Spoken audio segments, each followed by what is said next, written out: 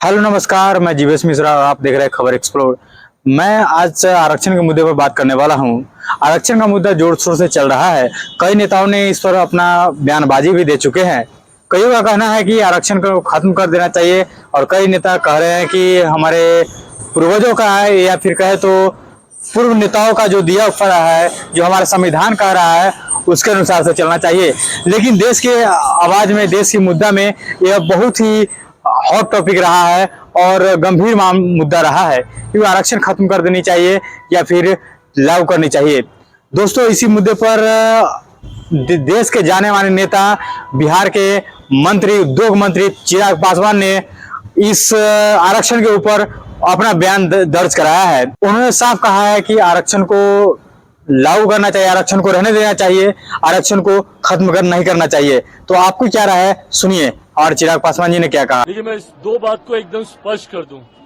अगर किसी भी एक विषय को उदाहरण के तौर पर दिखाकर अगर सरकार की नीयत पे सवाल उठाया जाएगा तो आज की तारीख में सरकार का अंग होने के नाते मैं इस बात को स्पष्ट कर दूं, हेड ऑफ द गवर्नमेंट मेरे प्रधानमंत्री हैं और प्रधानमंत्री जी की सोच कतई आरक्षण विरोधी नहीं हो सकती।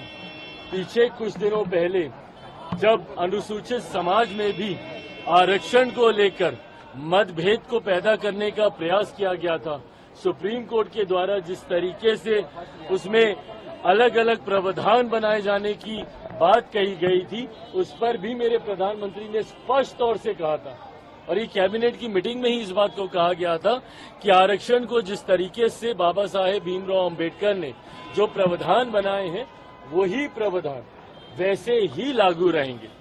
आज जिसका आप जिक्र कर रहे हैं, दूसरी बात ये, पहली बात तो सरकार की सोच पूरी तरीके से आरक्षण के समर्थन में है, प्रधानमंत्री जी की सोच आरक्षण के समर्थन में है। दूसरी बात, मैं और मेरी पार्टी कतई सहमत नहीं है।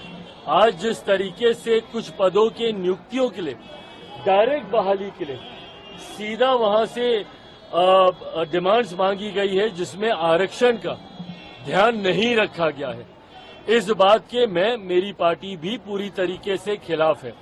सरकार का अंग होने के नाते सरकार के उचित प्लेटफॉर्म पे इस कंसर्न को मेरी पार्टी की तरफ से हम लोगों ने भी दर्ज कराया है।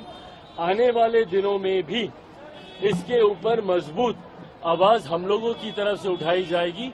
कोई भी सरकारी पद की नियुक्ति अगर निकलती है तो उसमें आरक्षण के प्रावधानों का ध्यान रखा जाना जरूरी है।